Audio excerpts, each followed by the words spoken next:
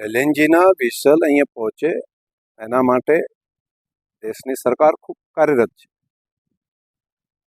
પરંતુ આત્મનિર્ભર થવા માટે પણ દેશના પ્રધાનમંત્રી મોદીજીએ જે મંત્ર આપ્યો હતો,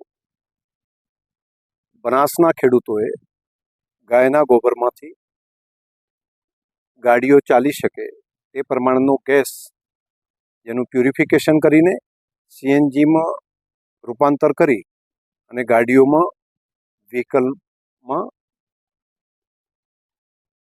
ગેસ ભરી અને ગાડીઓ ચાલી શકે એવી વ્યવસ્થા કરવડાવી છે, જેના કારણે હજારોની સંખ્યામાં ગાડીઓ અહીંયાથી ગેસ ભરાવી અને પોતાનું કામ ચલાવી રહ્યા છે.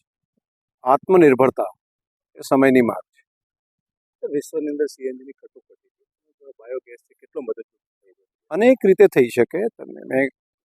મારું માનવું છે કે એકલા બનાસકાંઠા જિલ્લાની અંદર 450 આવા કમ્પ્રેસ બાયો સીએનજી ગેસ બનાવી શકાય અને પ્રતિ વર્ષ 3.5 lakh metric tonne bio CNG purification કરીને એ વ્હીકલ સુધી પહોંચાડી શકાય.